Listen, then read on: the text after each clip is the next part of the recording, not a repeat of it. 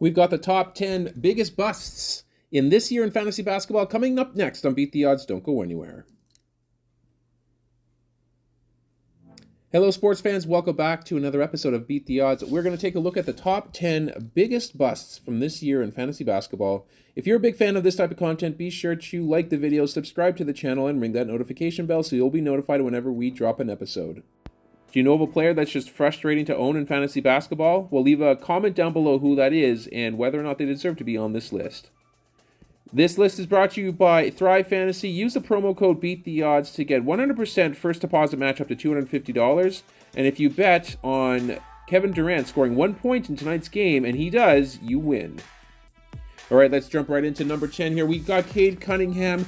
35 minutes per game. He was projected in the fourth round. Currently ranked 190, 22.2 points per game, 3.7 rebounds, 7.1 assists, 1.9 threes, 0.8 steals, 0.2 blocks, 4.5 turnovers on 41% shooting from the field and 89% from the line. After spending the better part of last season on the sidelines, Cade was a popular reach in this year's draft as many expected a leap from him this year. Despite the fact that his scoring and assist numbers are up, they come with poor shooting, the most turnovers in the league, and an uncharacteristically low 1.0 stocks per game. If he can fix those issues, then he will officially be back in the fold. All right, let's go to number 9. We have Anunoby. 32 minutes per game this year. He was projected in the 6th round here, and he's currently ranked 128. This season, he's got 15.1 points, 4.1 rebounds, 2.1 assists, 2.6 threes, 1 steal, 0.6 blocks, 1.8 turnovers, on 47% shooting from the field and 61% from the line. OG has been lights out from 3 this season, but he's seen a major drop in his steal rate and an atrocious free throw percentage, and overall that sank his rank well below where league drafters were expecting this year. The rise of Scotty Barnes has sucked the extra usage that some were thinking would have been available in the wake of Fred VanVleet's departure as well. Now, I would imagine his steal rate's going to increase, but temper your expectations surrounding OG's scoring for the rest of the year. Let's go to number 8. We got Shaedon Sharpe.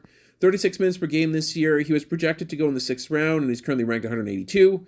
16.6 points per game this season, 5.4 rebounds, 3.2 assists, 1.8 steals, 1.8 three-pointers, 1.1 steals, 0.5 blocks, and 3.1 turnovers per game on 39% shooting from the field and 83% from the line.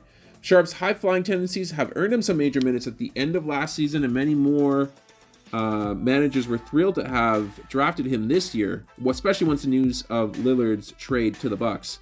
Now, Sharpe's minutes are there, but his poor shooting and high turnover rate are going to be a problem once Portland gets fully healthy. To number 7 we go. We have Darius Garland. 33 minutes per game this season. He was projected in the 4th round of drafts. He's currently ranked 119. 19.4 points per game this season, 2.6 rebounds, 5.8 assists, 1.5 threes, 1.5 steals, 0.2 blocks, 4.2 turnovers on 48% shooting from the field, 83% from the line.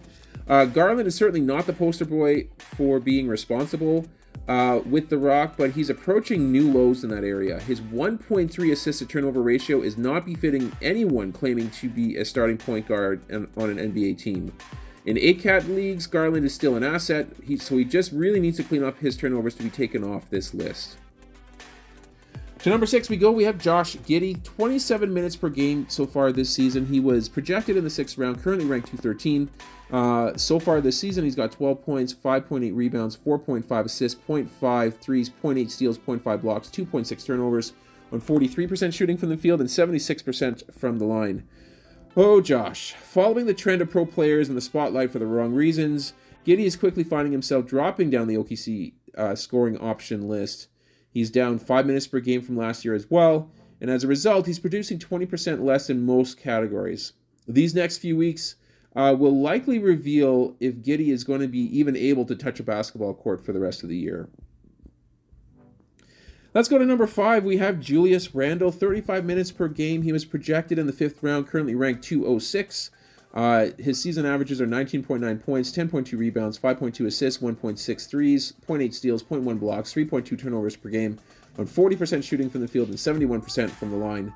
Randle's first 6 games this season were just downright atrocious, which is why he's on this list.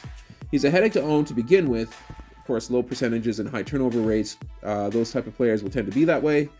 He's starting to come around in recent weeks, however. He scored 20 or more in 11 of the last 12 games. That trend will likely continue. We'll have to see if Randle can claw back, though, to fantasy relevance. To number 4, we have Pascal Siakam, 34 minutes per game. He was projected to go in the third round. He's currently ranked 141. Season averages of 19.8 points, 7 rebounds, 5.2 assists, 0.8 threes, 0.8 steals, 0.2 blocks, 2.6 turnovers per game on 48% shooting from the field and 73% from the line. Like OG and Anunoby, Siakam has not seen the boost that some expected he'd get with Fred VanVleet out of town.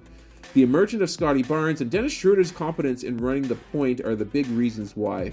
This is his lowest scoring season since 2019, and his block rate is by far the lowest in his career. It's safe to say that Pascal's goal of being a top 5 NBA player will just never happen.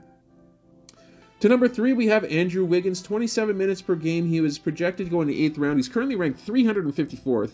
Season averages of 12.8 points, 4.4 rebounds, 1.2 assists, 0.9 threes, 0.3 steals, 0.4 blocks, 1.8 turnovers per game on 43% shooting from the field and 59% from the line.